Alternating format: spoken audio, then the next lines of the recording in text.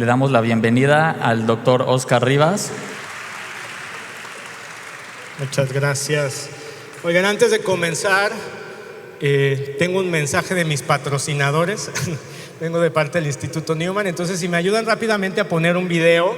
Solamente quiero invitarles a un evento que vamos a tener en Ciudad de México, uno de los más grandes exponentes de trauma y adicciones a nivel mundial.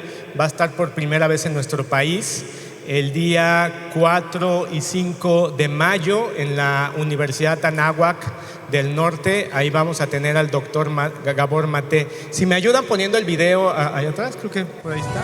A ver, ese sí.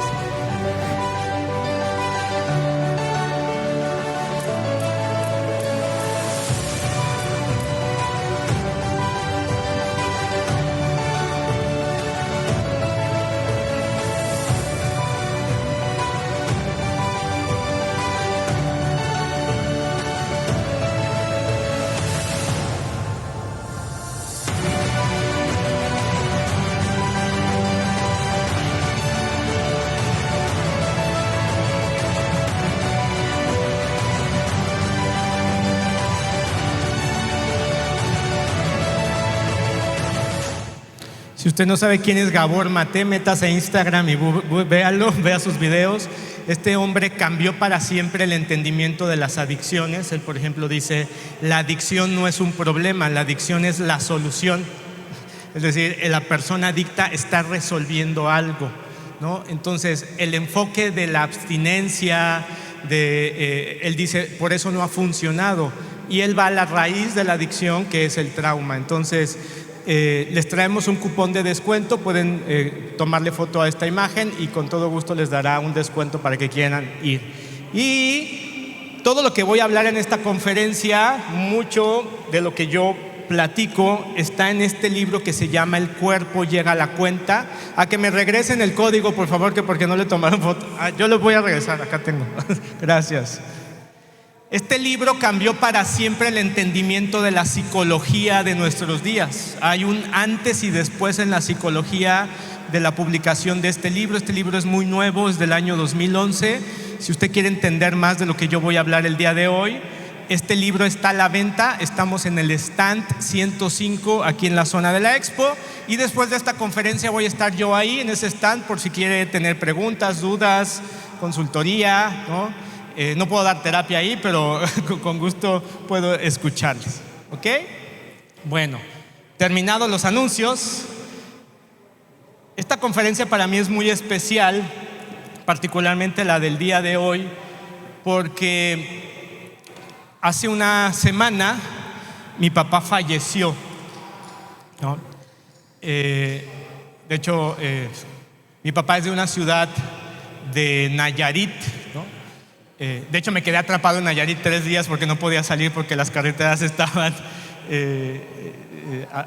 bloqueadas, ¿no? El día que íbamos en cortejo fúnebre, porque mi papá vive en un pueblito, hicimos un entierro de pueblito, pues tuvimos que acelerarle porque empezamos a escuchar los balazos y el humo de los autos quemándose, ¿no? Fue un momento muy difícil y muy fuerte, pero yo después caí en cuenta que mi papá nunca me vio dar una conferencia, ¿no?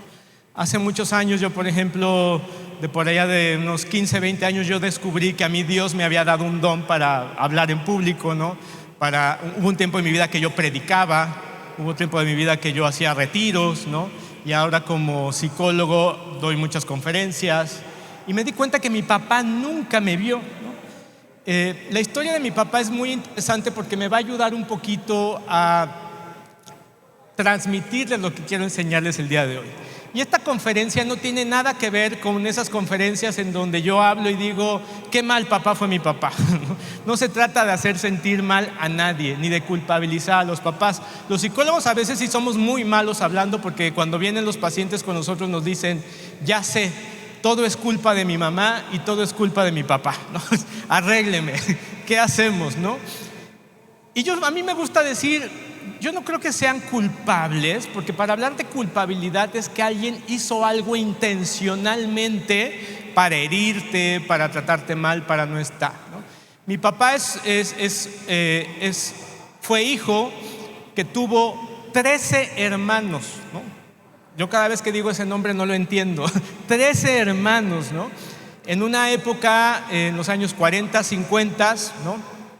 En donde México pues había todavía zonas rurales muy pobres, ¿no? La primer memoria de mi papá de chiquito era que había sucedido un huracán. Él venía con 2 de mis tías, una bebé recién nacida de 6 meses en la mano, cargando, y una niña como de 2 años caminando a lo largo del campo. Había mucho lodo y cada tanto se caían. Y dice, cada vez que yo me caía, levantaba a la bebé para que no cayera, y yo me tenía que golpear, ¿no? Y volverme a incorporar. Y así estuvimos caminando toda la noche, ¿no? Con mis hermanos, mis tíos, sus hermanos, mis abuelos, ¿no? Tratando de llegar a un lugar a donde salvarse, ¿no? El nivel de pobreza del cual él venía era tan extremo que muchas veces mis tías, hermanas de mi papá, desde muy chiquitas, 6, 7, 8, 9 años, tenían que trabajar. Y la manera como trabajaban era pues ayudando a otras señoras del pueblo, siendo damas de compañía de señoras que tenían dinero, ¿no? Y mi papá se va a vivir a Ciudad de México a muy temprana edad, por allá de los 14, 15 años de edad, ¿no? A mucha gente hoy le da miedo irse a vivir a Ciudad de México, ¿no? Y eso que ya salimos de la carrera y que tenemos 20, 21 años y nos da terror, ¿no? Mi papá se tuvo que ir a vivir a Ciudad de México para poder solventar y ayudar a sus hermanos más pequeños a tener una carrera, ¿no? Y la razón por la que les cuento esto es simple y sencillamente un poquito como lo que yo hablaba ayer.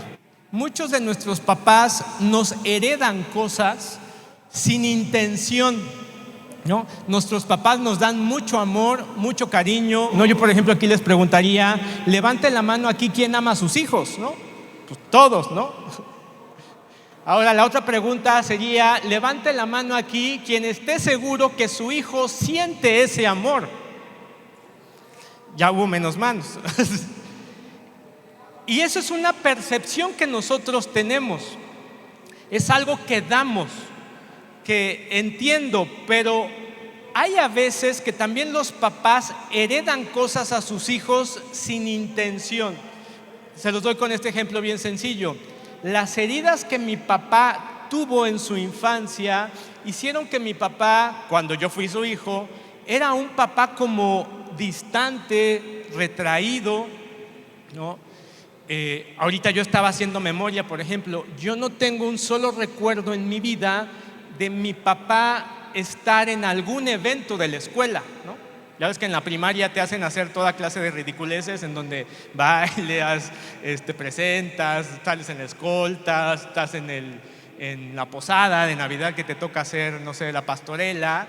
Y yo no tengo un solo recuerdo de mi papá estar presente en una silla viéndome, ¿no? Evidentemente que eso en mi vida comenzó a ser no como algo que yo entendiera que me faltaba. No me malinterpreten, porque mi papá y mi mamá fueron personas que se conocieron en Ciudad de México. Ambos venían de contextos muy similares. Mi mamá también llegó de un pueblo con 11 hermanos a la Ciudad de México a establecerse, a empezar de cero. Y mi papá y mi mamá se dedicaron simple y sencillamente a lo que todos los papás hoy hacen: trabajar para que a los hijos nada les falte, no te falte nada, ¿no? Para mi papá, para mi mamá, el pueblo significaba pobreza, dolor. Mi mamá viene de un contexto en donde mi abuelo golpeaba y maltrataba a mi abuela, a mis tías, hermanas de ella. Y entonces para ella regresar a un pueblo significaba dolor, trauma. Para mi papá no. Para mi papá regresar a su pueblo significaba familia, unión. De todos los hermanos pudimos sacar adelante. Yo realmente les voy a ser honesto y me va a ayudar un poquito a ejemplificar lo que yo quiero decir y transmitir el día de hoy. Cada vez que yo escuchaba o que escucho en estas conferencias como la que estamos aquí, lo más importante del mundo es la familia, ¿no? la familia es la célula de la sociedad, ¿no? Para mí esas palabras eran huecas y no tenían sentido. ¿Por qué? Porque desde donde yo venía, que era mi propia familia, a pesar de que lo tuvimos todo, mi mamá trabajó incansablemente para poder darme una educación privada en un buen colegio de privilegio en Ciudad de México, un colegio católico, ¿no? Realmente yo nunca tengo o no tuve una memoria de un día no tener que comer, no, para nada, por el contrario, ¿no? Éramos una familia de clase media que vivía cómodamente, ¿no? Sin embargo, las cosas más importantes, ¿no? Mis papás no tenían el entendimiento de que también se tenían que transmitir, ¿no? Yo durante muchos años de mi vida, yo crecí sintiéndome que yo era huérfano. Yo decía, hay algo que aquí no encaja en mi ser.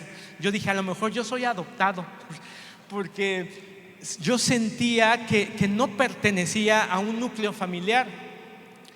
Y esa sensación de no pertenecer a tu familia tiene que ver con aquellas cosas que los papás necesitan intencionadamente darse cuenta que los niños lo necesitan, ¿no? Alguna vez yo platicando con mi mamá, yo le decía, oye mamá, yo me acuerdo que cuando yo tenía 8 años, yo me quedaba, a mí me gustaba mucho la música, entonces me quedaba al final para cantar en la rondalla de la escuela, ¿no? Y yo salía, para los que son de Ciudad de México, ¿cuánta gente aquí hay de Ciudad de México? No se preocupen, nadie es perfecto, levanten la mano. Yo estudiaba en un colegio de hermanos maristas en la colonia Roma y yo salía y me iba solo. Yo estaba en 4º año de primaria y tenía que caminar yo hasta la avenida Reforma, tomar una combi y irme hasta mi casa. Yo vivía allá por la zona de la Basílica de Guadalupe.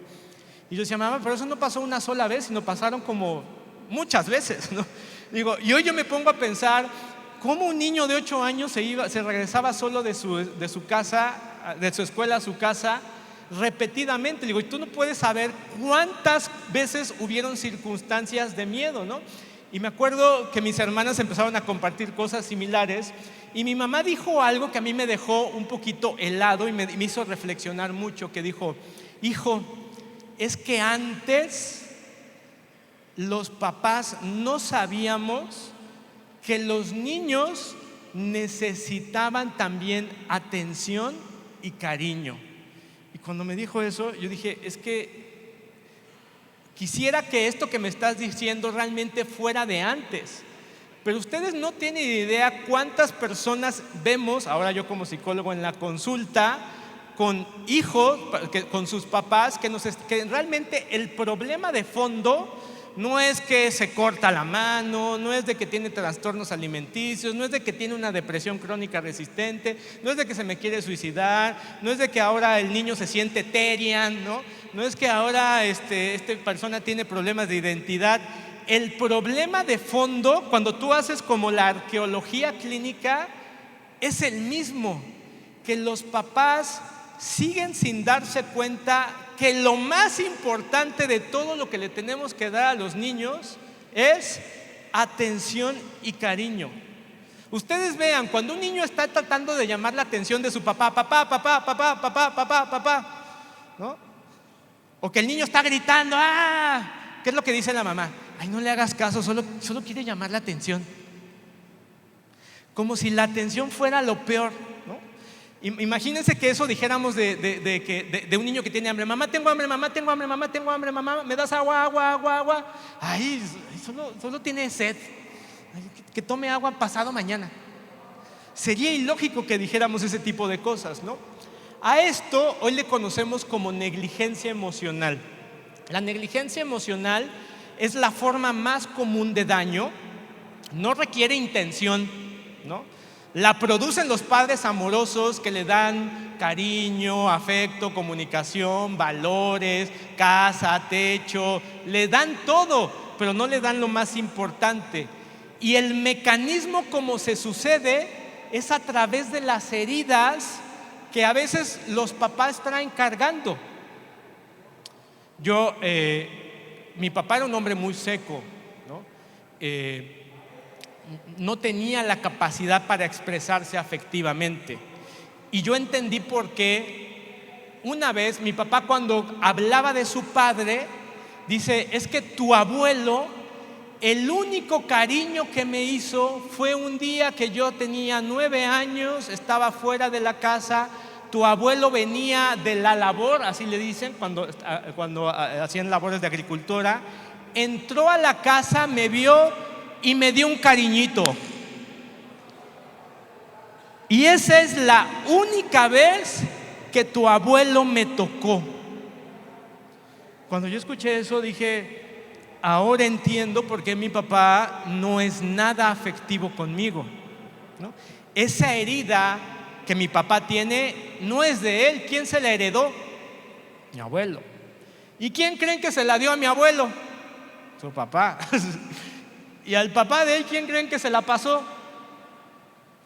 Y ese es el problema, porque muchas veces en la parentalidad del día de hoy ustedes traen escondidas, ¿no?, heridas invisibles que no son de ustedes y que vienen de su papá, ¿no?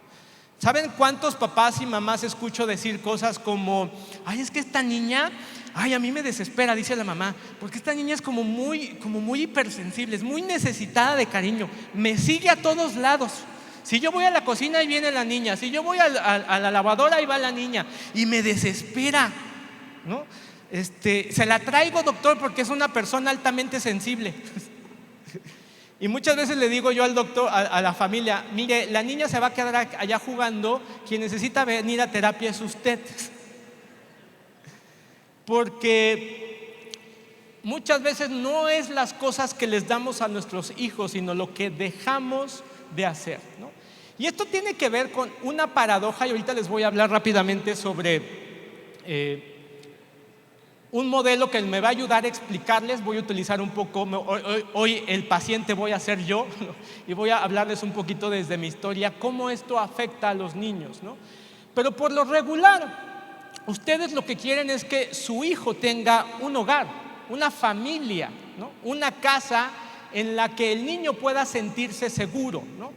En realidad, y uno de los problemas de nuestra época es que creemos que los niños se educan racionalmente, y es un problema.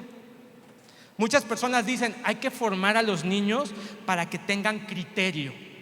El adolescente debe de tener criterio, de saber de que no se debe de meter en TikTok.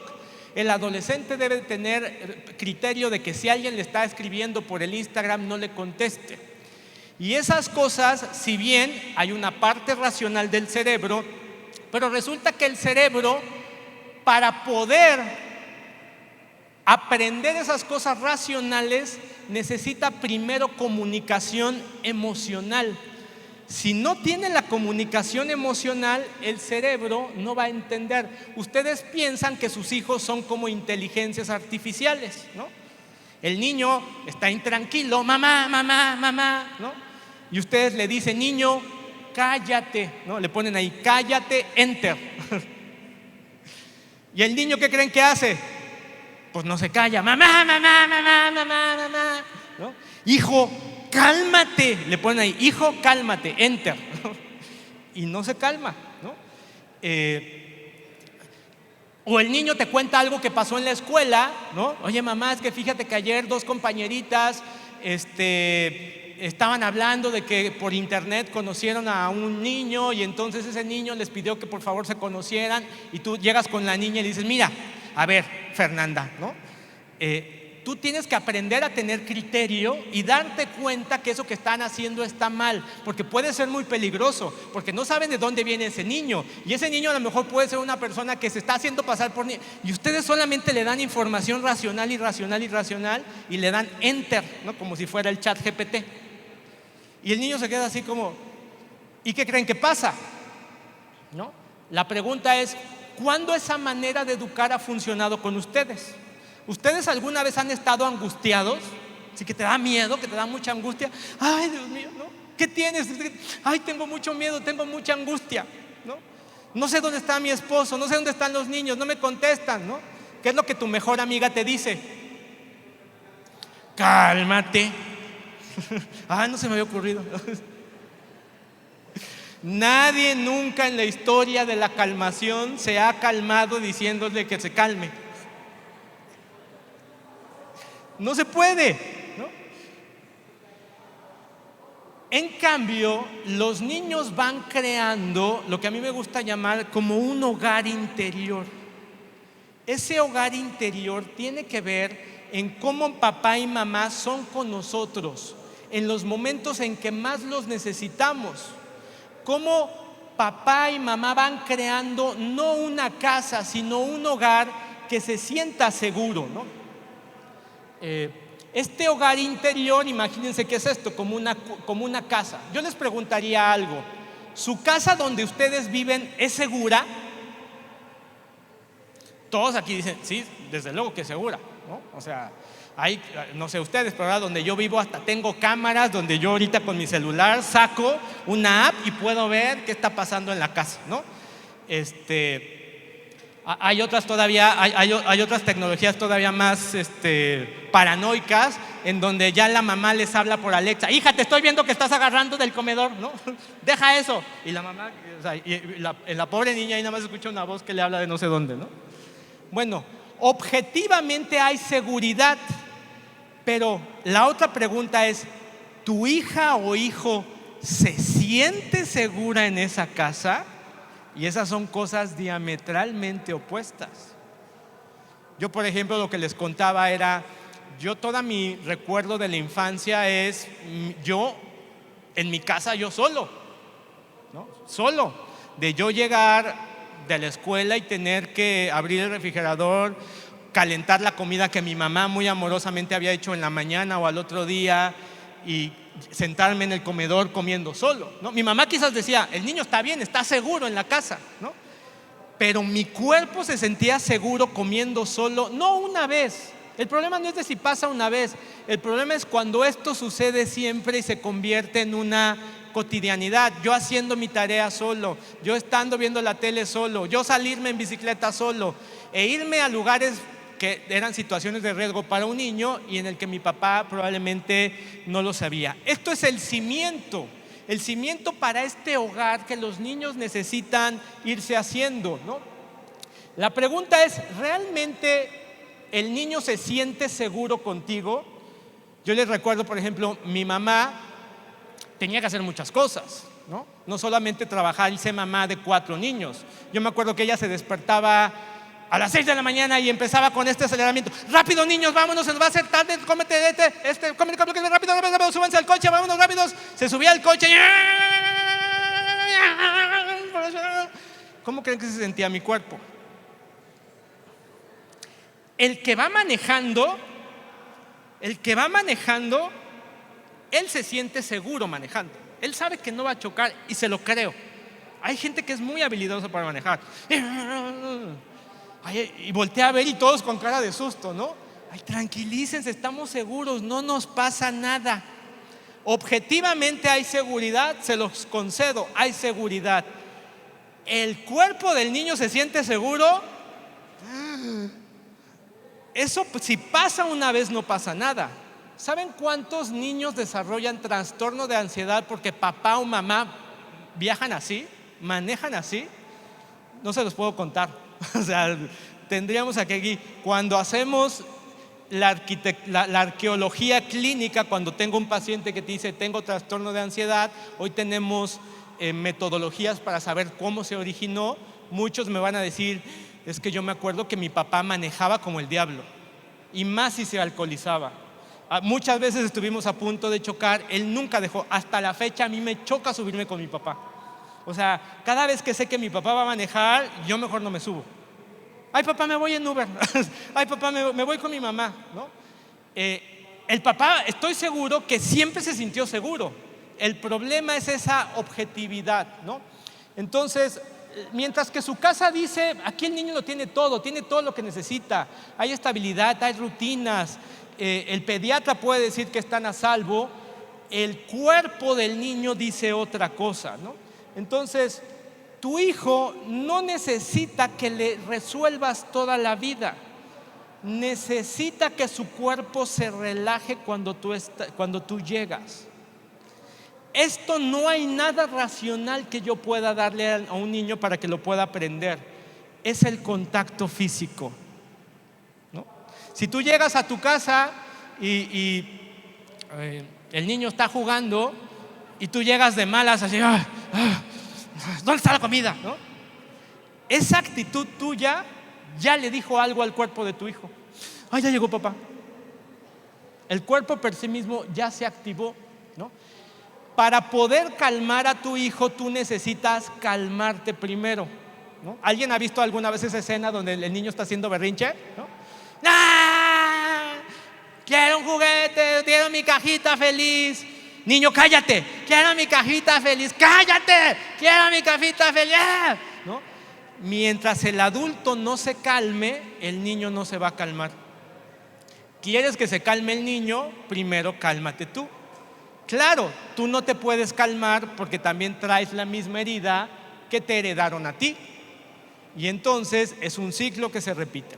Si este hogar que estamos construyendo alrededor sería las paredes de la pertenencia, ¿realmente tus hijos se sienten que tienen un lugar en este hogar?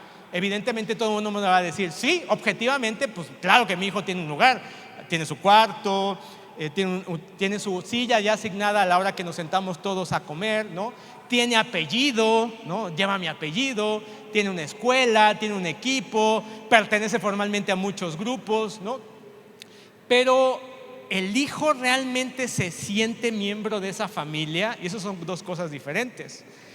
No tiene idea cuántas personas nos dicen cosas como, pues yo me siento como alguien ajeno a esta familia, me siento extraño, como que yo no tengo un lugar. Yo se los decía, en mi propia historia, yo juraba que yo era un niño adoptado. O sea, pude haber apostado a eso, ¿no? Yo, por ejemplo, ahora de adulto, hago mucho trabajo con niños adoptados en los DIF, ¿no? Y yo un día decía pero ¿por qué este tema resuena tanto conmigo? Yo dije, claro, es porque yo toda mi vida me sentí como un niño huérfano, ¿no? A pesar de que tenía un papá y una mamá, yo decía, yo nunca sentí ese cobijo de tener un papá en el que dijera, oye papá, pues quiero estudiar en la náhuatl, ¿me la pagas? O ayúdame a empezar un negocio, ¿no? Prácticamente las decisiones más trascendentales de mi vida, yo tuve que salirme de mi casa como por los 18 años, tratando de solventar mi propia vida y empezar una vida por mi cuenta, desde irte a vivir a un cuartito hasta poco a poco crecer, empezar un negocio y ir descifrando la vida completamente solo. Ese aislamiento y esa soledad inclusive me hizo alejarme de mi familia, porque dije, yo no me siento relacionado con ellos, ¿no? No hay un lazo que nos une, pero ese lazo que nos une es ese lenguaje de comunicación que es implícito, como todos los días llegar y abrazar a tu hijo. Abrazar a tu hijo le dice al cuerpo, él es mi papá, yo le pertenezco a él, él me pertenece a mí. En cambio, cuando los niños te dicen, oye, es que yo siento que no tengo lugar en la casa, ¿qué es lo que haces tú? Sacas el hijo GPT, hijo, ¿no? Tú eres miembro de esta familia, te queremos igual que a todos los demás, yo quiero a todos mis hijos por igual, enter. Le das explicaciones racionales, el cuerpo no las entiende, el cuerpo necesita amor, ¿no? Tu hijo no necesita 20, 30 actividades. Tu hijo necesita esa comunicación que le haga sentir, y eso va a construir las paredes de este hogar interno. Ahora vienen las ventanas, que yo me gusta decir las ventanas de la autenticidad. Tu hijo puede ser quien realmente es, ¿no? Claro, la casa dice, él tiene libertad, ¿no? Nada más que escoja con lo que verdaderamente es la libertad, ¿no? Y tú aquí traes todos los planteamientos ontológicos, filosóficos, teológicos, ¿no? Y el niño simple y sencillamente quiere meterse a jugar fútbol para explorar a ver si le gusta, ¿no? Y a veces los hijos pueden ser diametralmente opuestos a los padres, ¿no? A veces los niños, ¿no? Cuando esto no sucede, fíjense, lo vemos en adolescentes de 16, 17, 18 años. un niño o niña a esa edad ya debe de tener la capacidad de decidir por sí mismo, ¿no? Yo, como no tengo hijos, soy no soy chismoso, tengo interés de investigación, ¿no? Entonces, cuando estoy en los centros comerciales, me meto a la tienda de ropa, ando ahí en Zara, ¿no? Y ando viendo qué me pongo, y de repente llega una mamá con su hijito bebé, ¿no? De 21 años, en donde el niño no sabe qué camisa comprarse. O donde el niño dice, me voy a comprar esa roja. Y la mamá, no, mira, esta se te va a ver mejor. Te vas a ver guapísimo con... Es que, híjole, ¿te acuerdas de la foto? La vecina le dio like a la foto donde tienes esta camisa blanca, ¿no? Entonces la mamá ahí tratando de manipular, ¿no? Pero si el niño quiere comprarse una roja, eso significa, hay graves focos rojos. Uno, que un adolescente no tenga la capacidad ni siquiera de ir a una tienda a comprarse sus calzones. Y ese problema lo vamos viendo a veces hasta muy grande, porque luego ese bebecito luego se nos casa y luego no sabe ni comprarse una camisa. Y esas cosas se siguen transmitiendo, porque aquí lo más importante, vivimos en unas épocas que nos dan miedo, y sobre todo la parentalidad se ha convertido en que el niño no viva lo que yo viví, y entonces uso el miedo como una excusa, pero el miedo se convierte en una burbuja, en donde son niños que tarde que temprano se van a ir a vivir solos, la vida les va a presentar diferentes oportunidades y ellos necesitan poder tomar decisiones diferentes, ¿no? La autenticidad es algo muy fundamental, porque a muy temprana edad los niños se van a dar cuenta que en su familia no son valorados por quienes son. Para mí la autenticidad es como la esencia más profunda que tiene el ADN, para mí, eterno de Dios, que dice: esta persona es única e irrepetible. Le gusta cantar, le gusta bailar, le gusta el teatro, le gusta pintar. A papá y a mamá no le gusta eso. Entonces el niño va a renunciar a quién es él, va a renunciar a su propia autenticidad con tal de sentirse querido y pertenecido por la familia. Esta es la raíz más profunda del trauma. El trauma es que nos desconecta. Yo desde muy chiquito me empecé a dar cuenta que mi papá le costaba mucho tiempo, mucho trabajo vincularse conmigo, porque yo de niño probablemente era un niño más artístico, ¿no? A mí no me gustaba ver el fútbol. Yo decía: papá, yo quiero ver esa película, cosas de cine, ¿no? Y mi papá no lo entendía. Pero entonces yo, para intentar vincularme con él, renunciaba a eso que era mí. Eso tendría consecuencias catastróficas en mi vida, ¿no? Y por último, el techo. El techo de este hogar interior, ¿no?, tiene que ver con este sentido de contención y trascendencia. Porque a los niños, una vez más, venimos con el niño GPT, ¿no? Y ahora al chat GPT le podemos cargar documentos, ¿han visto? No, entonces, para que este hijo entienda, tenga amplio criterio, se forme pensamiento crítico, le vamos a cargar el catecismo completo de la Iglesia Católica, el compendio completo de los documentos del Vaticano II. Enter, ¿no? Y se los cargamos racionalmente, ¿no? Pero el contacto con la trascendencia y con un sentido de la transmisión de la fe no se va a poder llevar profundamente si no existen las anteriores. Imagínense querer crear un techo si no hay paredes, ¿no? Esa es la razón por la cual muchos de nuestros hijos, 17, 18, 20 años, después dicen: yo no quiero saber nada de tu fe, ¿no? Ese es el problema más grande que tenemos ahorita en Latinoamérica, ¿no? Personas que dicen: yo creo en Dios, pero no en la iglesia, ¿no? Tiene el bautismo, tiene valores, tiene escuela, pero el niño, como nunca desde chiquito se ha sentido valorado, fíjense, un bebé, cuando es bebé, él no tiene conceptos como nosotros: Dios, iglesia, contención, persona, ¿no? La mamá, cuando el niño llora, la mamá que viene y lo calma, ¿no?, es la primera vez en su vida que el niño empieza a comprender allá afuera, ajeno a mí, hay alguien, uno, que le importo, que cuando lloro viene y que me consuela, me calma. Yo podría decirles que en ese simple acto, ahí estamos haciendo una primera pequeña intervención de existe Dios, allá afuera hay alguien, existe Dios que le importa, que cuando yo lloro, ¿no?, que tengo un problema, viene y me calma, ¿no? Si las personas no tienen esa experiencia, hay mamás que cuando el niño llora, otra vez estás llorando, ¿no? O ahora lo vemos aún peor, cuando la mamá llora, ¿no? Perdón, cuando el bebé llora, la mamá es, a ver, Juanita, para eso te contratamos, ve, calma al niño, ¿no? El niño tiene hasta 2 o 3 nanas, ¿no? Entonces, este simple acto que se va construyendo en el cuerpo de los niños empieza a ser una sensación de allá afuera no hay nadie, ¿no? A lo largo de mi vida yo empecé a desarrollar algo que se llama trastorno de identidad disociativo, que esto suena muy rimbombante, no es tan grave como suena, que es el trauma. Lo que empieza a hacer es que va fragmentando nuestra mente y nuestra identidad, ¿no?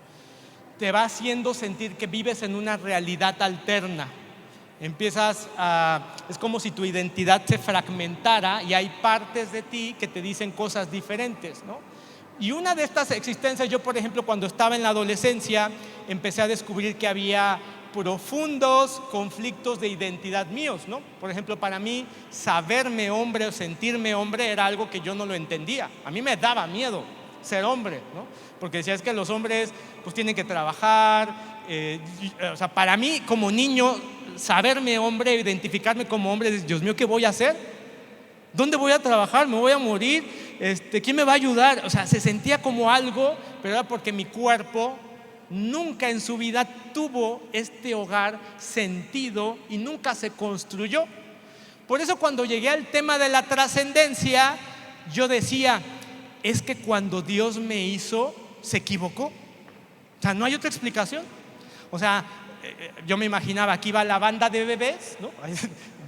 Allá nacen, aquí van saliendo la banda de bebés, y estaba Dios diciendo, que nazca esta alma, que nazca esta alma, que nazca esta alma, ¿no?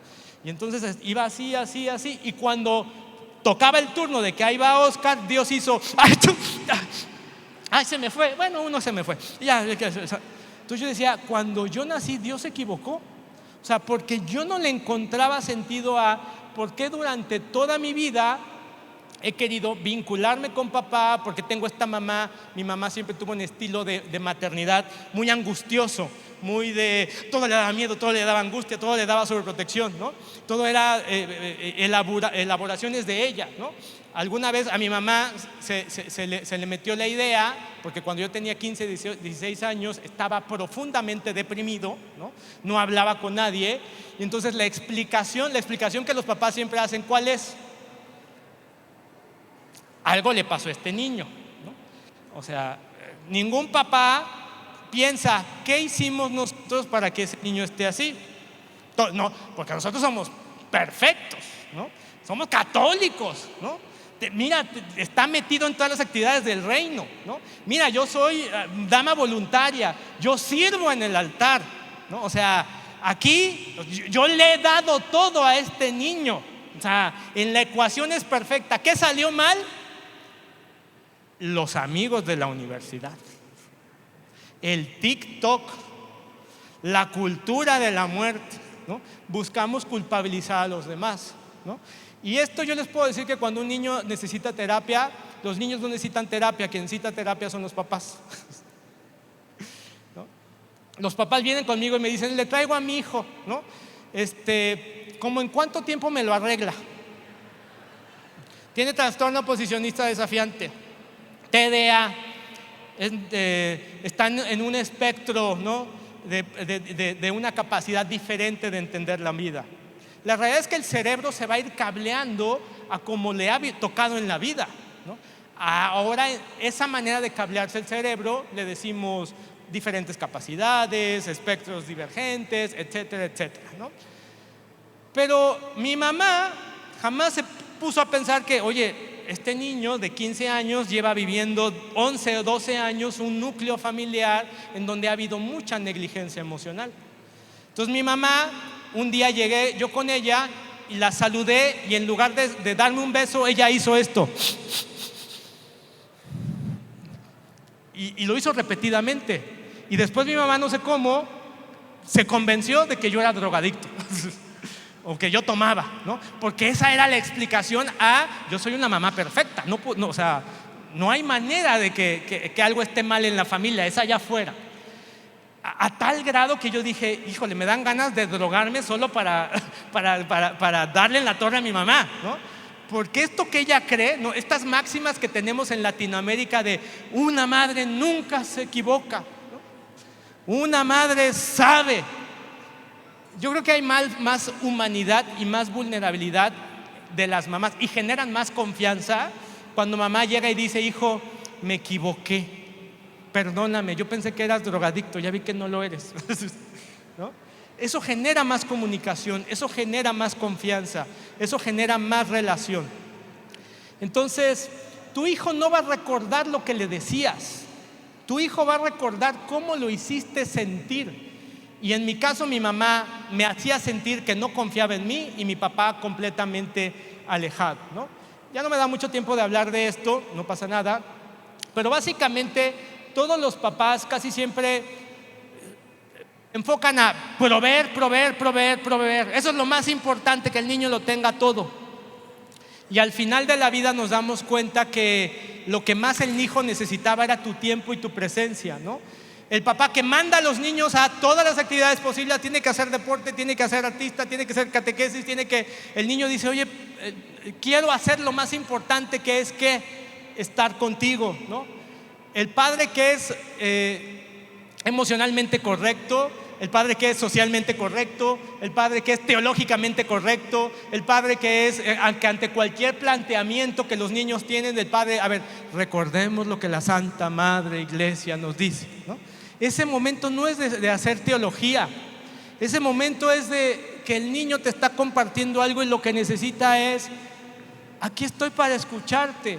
Puede que no entienda lo que me estás diciendo, puede que no lo comprenda y que ni siquiera esté de acuerdo contigo, pero aquí hay un papá que siempre va a estar contigo, ¿no? Y el padre que siempre está blindado, ¿no? Que no dice nada, no habla nada, es un misterio. El padre que cree que las emociones se tienen que dominar, el padre que cree que las emociones son unas virtudes que se tienen que desarrollar, ¿no? Un problema que tenemos, la realidad es que cada vez que yo aprendo más de neurociencia me doy cuenta que como sociedad estamos en la era de las cavernas en los temas de emocionalidad, en la era de las cavernas, ¿no? Lamentablemente Aristóteles se equivocó en muchas cosas sobre emoción, y como Aristóteles se equivocó, Santo Tomás se equivocó. Y Dios, que hizo al hombre y que tiene una neurociencia perfecta, nos va a decir que la emoción no es un demonio o no es un león que tenga que domesticar, ¿no? Con una virtud a base de mucha voluntad. Eso termina hiriendo a las personas y termina desconectándolas de su propia autenticidad, ¿no? Así es que amar no es lo mismo que nutrir emocionalmente. Mis papás, yo estoy convencido que me aman. Yo estoy convencido de que mi papá me ama. Y me la demostró de la manera más rara y más extraña, ¿no? Este soy yo. Por cierto, apenas hace 3 días me di cuenta que esas fotos me las había mandado mi papá por WhatsApp. Yo durante muchos años estuve peleado con él, enojado, ¿no? Distanciado. Yo inclusive en estas formas rígidas que vamos creando para protegernos, yo decía, el día que mi papá se muera yo no voy a ir a su funeral, ¿no? Como que era el castigo final, ¿no? Por todo eso que yo necesité y nunca me dio, por todo eso que quien yo era y nunca me aceptó, ¿no? Afortunadamente hice terapia, hagan terapia, terapia de trauma. En los últimos 3 años he hecho un tipo de terapia que es muy innovadora, pero que es profundamente sanadora, ¿no? Que a mí me ha cambiado por completo la vida y que creo que es una herramienta que Dios ahora está utilizando. Y me empecé a dar cuenta de esto. Para que ustedes se den idea, yo les puedo enseñar mi WhatsApp y en los últimos 3, 4 años yo ya empecé a relacionarme con mi papá desde otro lugar. Pero para ser honesto, esa iniciativa no vino de mí, vino de mi papá. Entonces mi papá todos los días en la mañana lo que hacía era: buenos días, hijo. Y yo le contaba: buenos días, papá, ¿cómo estás? ¿No? Y ya me dejaba en visto. Y al otro día: buenos días, hijo. Yo: papá, mira, ando en Madrid, vine a dar una conferencia, ¿dónde estás? Trataba de hacerle la plática, ¿no? Y me dejaba en visto. Y al otro día: buenos días. Y yo: buenos días. Y al otro día: buenos días, buenos días. ¿Me puedo ir? Ayer se lo enseñaba a un amigo todo el historial de mi chat. Le digo: mira, solo tengo buenos días, buenos días, buenos días, buenos días, buenos días. Hasta que yo caí en cuenta y dije: es que mi papá no es que no quiera hablar conmigo, no puede. Es para lo que le alcanza, no por él, por estas heridas que trae de su infancia, ¿no? Y para mí, al darme cuenta con ese buenos días repetido, dije: es que ese buenos días contiene todo el amor que mi papá me quiere decir, pero no puede.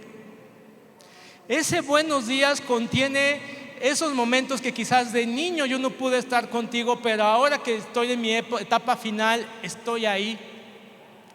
Ese buenos días contiene: me importas y quiero al menos saber que estás bien y deséame buenos días, ¿no?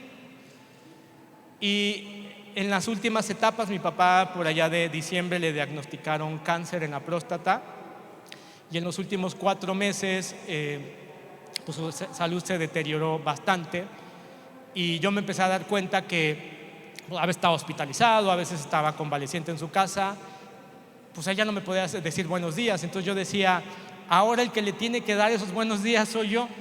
Y todos los días le decía: papá, buenos días, ¿no? Y al otro día: papá, buenos días, ¿no? Papá, buenos días. Yo le quería decir: aquí estoy, ¿no? Y en esos buenos días yo también le estaba dejando presente que le agradecía por la vida que me dio, que hoy en día no siento ningún tipo de rencor o de reclamo hacia él, ¿no? Y por eso para mí esta conferencia en realidad se debía de haber titulado Buenos días, papá, ¿no? Y lo quiero dejar con eso porque yo lo único que quiero transmitirles es que encuentren esa manera de estar presente todos los días con su hijo, transmitirles eso que el niño realmente necesita, y que al final de la vida, créanme que no va a importar el colegio que les dieron, la ropa donde los llevaron, los lugares que visitaron, los lujos por los cuales ustedes tanto trabajaron. Importa más ese hogar, esa familia interior que necesita ser construida. Y si ustedes no la pueden hacer por sus propias heridas, pueden también buscar sanarlas. Muchas gracias.